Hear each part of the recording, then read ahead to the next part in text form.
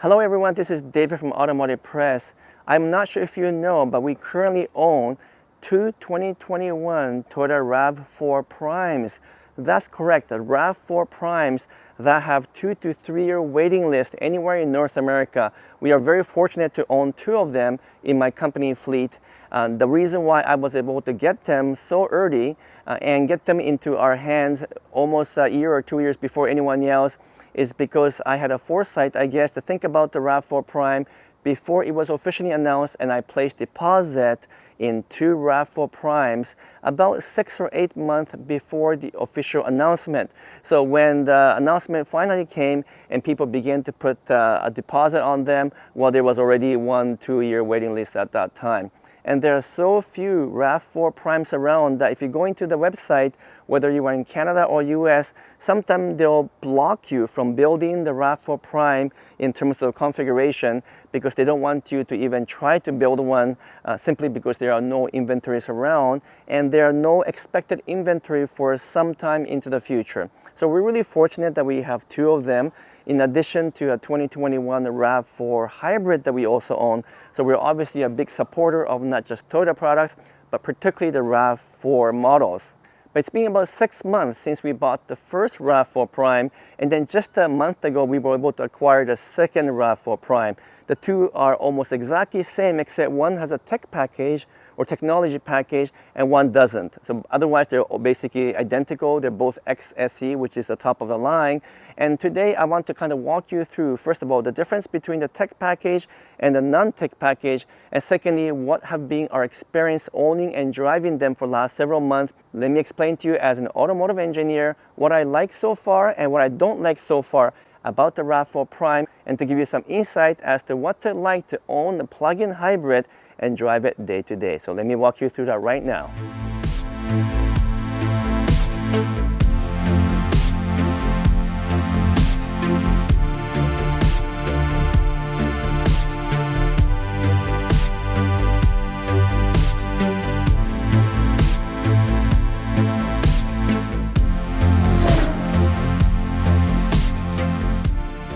So as I mentioned, we own two 2021 RAV4 Primes in addition to a RAV4 hybrid. So we're quite familiar with a whole RAV4 lineup. And the history goes a little bit deeper than that because my wife actually bought the very first 1997 first generation RAV4 way back, almost 25 years ago, I guess. So we have been a loyal Toyota owners, but also a very loyal RAV4 owners. And this Prime, this plug-in hybrid Prime, is at the top of its game. It's the best RAV4 we've ever owned. So I wanted to give you a quick update because we've now owned this RAV4 for about 6 months. And then the second RAV4 Prime came into our company's fleet just about a month ago. So we have quite experience with the plug-in hybrid. So let me give you my take on what I like about the RAV4 Prime so far, and those things that maybe we're not too crazy about, having lived with the plug-in hybrid now for several months. I will also show you the difference between the XSE that we have right here and then the XSE with the technology package, which I'll show you in a second. They are obviously very similar to each other because they're both XSE, but with the technology package, you get a little bit more of the luxury features that you don't expect in a car of this class. So I'll walk you through that, and I will show you those differences. But for now, here are things I do like about this plug-in hybrid RAV4. So the first thing we like about the RAV4 Prime is quite obvious, that we never ever have to use gasoline. In fact, this car is now 7 months old, and I think we only used about 5% of the fuel. Sometimes we forget to plug in and we had to use the hybrid version, which does use up the gas. But otherwise, you never ever have to use any gas. So for all intents and purposes, it's basically an electric car. Now, what I do like about the plug-in hybrid is that if you forget to plug in or if you forget to charge it, you can still keep on driving and there's no range anxiety. So from that perspective, we purposely chose to buy a plug-in hybrid instead of a purely electric car. Now, according to Toyota, every 6 months or so, you do have to use up the gas because they do become somewhat stale. So you have to let it go down to empty or close to empty and refill it with the fresh gas. But we haven't had to do that yet. Now, the plug-in time is obviously depending on the type of charger you have at home. But you know, for us, we just use a regular 115 volt outlet, and it charges fine overnight because we never let it drain to zero in terms of the battery capacity. So we will be installing obviously high performance level chargers shortly, but for now it has been sufficient to just use a regular household 115 volt outlet. As you know, the range isn't all that great, but we only plug in maybe like twice a week, because we only go short distances with the RAV4 Prime, and that's all we needed to do. So it's been pretty convenient. Plug in a couple times a week and don't ever fill up again. So those are obvious things that we love about the plug-in hybrid.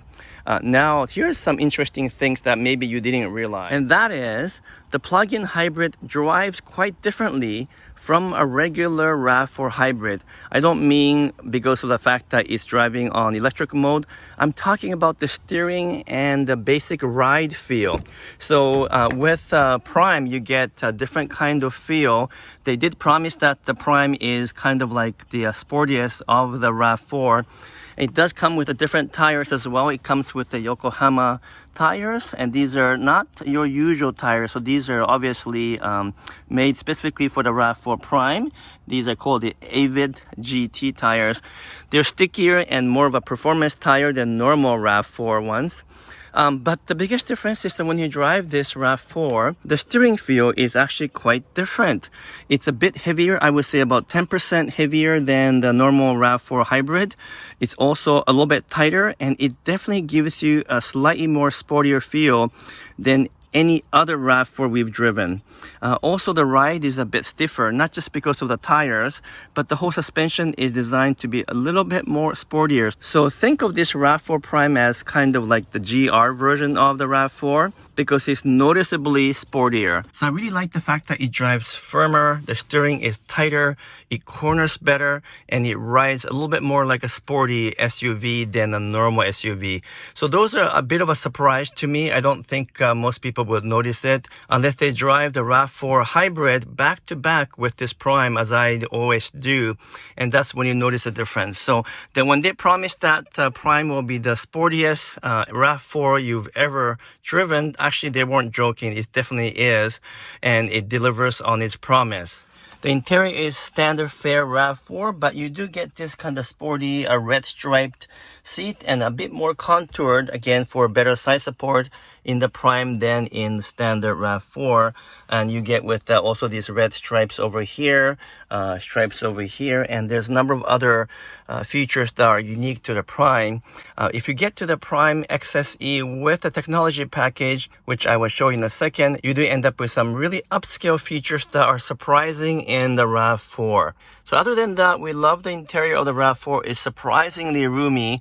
It's extremely practical. And because this entire dash is lower than in the normal SUVs, you get a really wide expansion of view. And as usual, there's no blind spots and so forth. You do have in this XSE, you do get the digital rear view mirror. So you flip it and you can see a wide span of the rear view, and it's dependent on the camera at the back, so it's not actually using a mirror. Now, at first glance, it's a great idea because you get such a wide view. There's really no blind spot, but I find it to be somewhat confusing in a sense that your eyes do not get used to it when you're driving forward and then you try to look back. It takes me about a second, I guess, for the eye to adjust, and I don't like that feel because there's a bit of a delay. So I actually end up turning it off most of the time. So there's always a compromise, I suppose, but I prefer just a regular mirror, so that's not a problem for us. Other than that, there's lots of adjustment you can make right here in the dash.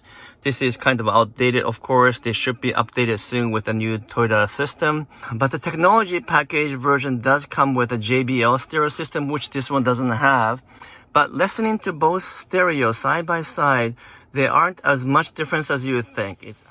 Everything else about this RAV4 Prime is pretty well what you expect in the RAV4.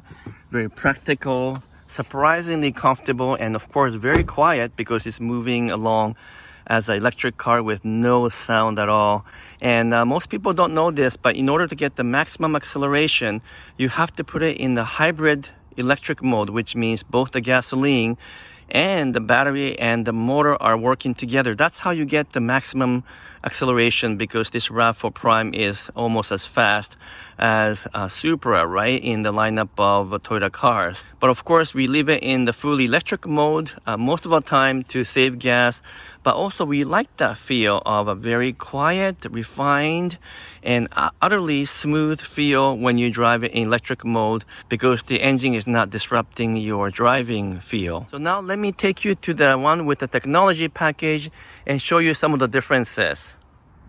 So I now have both of the RAV4 Primes together here on the same street, as you can tell, because they are both XSE. Even though this one here has a technology package, you cannot physically tell from the outside what the differences are. I'll show you exactly what those differences are, but in terms of the exterior, they are basically identical.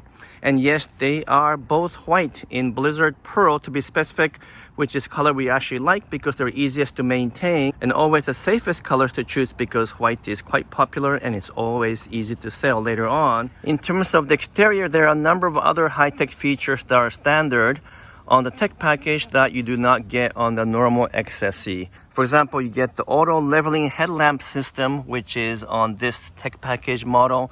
Again, it's not on the XSE. And also you get the intelligent clearance sonar with the rear cross traffic brake.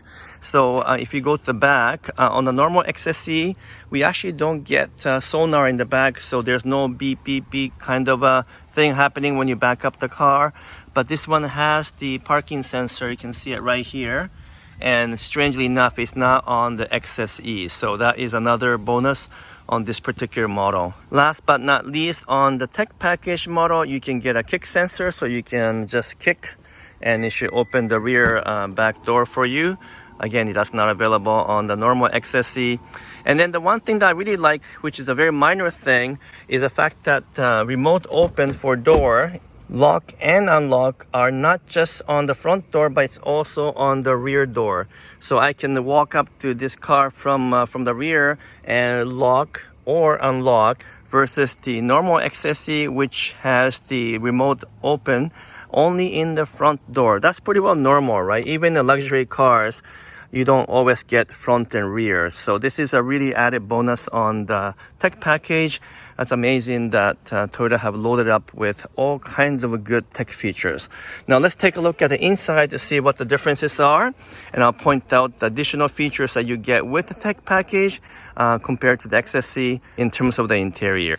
One of the frustrating thing about the XSE without the technology package is that even though you get this beautiful seat with a red insert, for some reason when you move the seat backward, it has a very limited travel. So I'm not tall by any means, but and I do fit in this car just fine.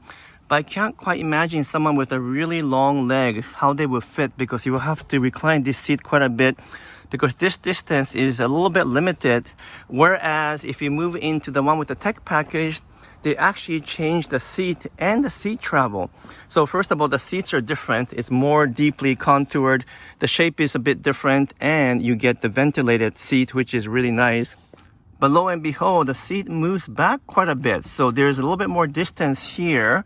And so in and out is a bit easier on this Prime with the tech package if you happen to be a person with the long legs. So once you are inside the XSE with the tech package, there are a bit more difference between the two models.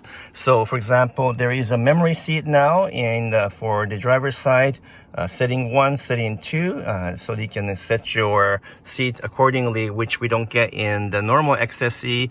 Now, while both cars do have power seats on the driver's side, the tech package has a power seat also on the passenger side, which again is something you just do not expect in a car of this price range. There are a few other things too. We get a paddle shifter here on the XSE with the tech package. I'm not sure about the paddle shifter in an electric car, but nevertheless, you can shift up and down manually a bit and have a little bit of a fun. So that's another interesting point. And we get ventilated front seats, which are absolutely amazing to have in summertime. You can adjust right here both the obviously the heater for the seats and the ventilation or cooling for the seats as well. So you don't get that in the standard XSE over there. And so I really like this feature. I use it up a lot. Also, you get the panoramic moonroof. So it opens all the way to the back there. So you get a really amazing view. Whereas you just get a normal sunroof in the XSE without the tech package. And perhaps this might be important if you love to listen to music, but you get the JBL stereo in the one with the tech package. As I mentioned a little bit earlier, the standard XSE without the JBL actually sound pretty good. And the difference between the two is not as big as you would think. But nevertheless, definitely with the JBL package, you get a little bit more kick and a little bit better tweeter sound, and the highs and the lows are more obvious. And so definitely music can be enjoyed a little bit more. You still have a choice of using a regular mirror or the digital mirror, which is the same for both models. Once again, I prefer to use a regular mirror and not the digital one. And by the way, the material for the seat is a little bit different. This is soft tex, which is kind of like a simulated leather. Also, this one with the tech package does have the bird's eye view camera. So when you back up, you can see not just the rear of the car, but also how the car looks from the top. And you can tell, for example, how far you are from the curb. Finally, in terms of interior, you do get head-up display as a standard feature in the XSE with the tech package. I have it turned off just for now, but that's always a nice feature if you want to be able to know how fast you're going and so forth. You cannot get a head-up display on a normal XSE without the technology package. So all in all, we've only had the XSE Prime for about 6 to 7 months, and then the one with the tech package for about a month. So still a bit early to give you a full review and feedback, but so far we've been absolutely happy with both of these vehicles. I really like this additional feature you get on the tech package. I think it's worth paying several $1,000s more. Since you're paying this much anyway for the Prime, you might as well go with one grade up higher and get all of the high-tech features. So this is definitely Prime that gives you a whole bunch of luxury features that you just simply do not expect in a normal RAV4 type car. And of course, the added bonus for either one of these models is the fact that they drive quite differently from a normal RAV4 hybrid, and the 0 to 60 or 0 to 100 is surprisingly fast. So you get this immense acceleration in a very conservative package. With a range of about 42 miles or about 65 to 68 kilometers, you cannot drive a long distance with these Primes. So you definitely have to keep that in mind if you're going long distances. But because they just turn into a normal hybrid, should you run out of battery and juice, it doesn't matter. You just don't have this range anxiety. And that's the best part of owning a Prime, is that you get the best of both. You get to drive as an electric vehicle most of the time and never use a sip of gas. But when times call for a situation where you don't have the charge, well, it just converts into a normal RAV4 hybrid. Both are beautifully made. The RAV4 Primes are actually built in Japan, which is different from the normal RAV4, which is built in Ontario. So you get a little bit of a better quality. I shouldn't say that because the quality is really the same regardless of which factory it's built, because it's Toyota. But I did notice, comparing this to our other RAV4 hybrid that's built in Canada, I did notice some difference in the paint sheen, the gloss, the way the door closes, and the gap between the doors. I did notice just a minute differences, and there is a little bit of an advantage definitely for the Japanese made Primes. They're just beautifully made, first class fit and finish, gorgeous paint, and we just cannot be happy enough with these RAV4 Primes. In terms of things to complain about, well, there's not a whole lot because we are still in the kind of honeymoon stage. Obviously, I wish that there was a longer range, 40, 42 miles or 60, 65 kilometers is sufficient for city driving, but not enough to go anywhere far away. So I wish that we would get something like at least 50, 55 miles. and maybe 70 to 80 kilometers range. That would have been nice. So that's one complaint. And despite the fact that both vehicles are very quiet and super refined and smooth, the steering is still a little bit numb. It's definitely better than the normal RAV4, but it is a bit numb overall in terms of the feedback from the road.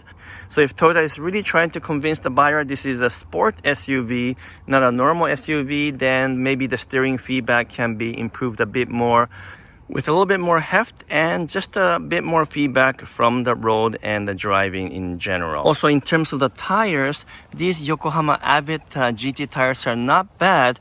Definitely a bit more performance oriented than other standard tires in the RAV4, but I think they're a little bit noisy and not as smooth and refined as, let's say, Michelin's, which we have them on our other RAV4 hybrid.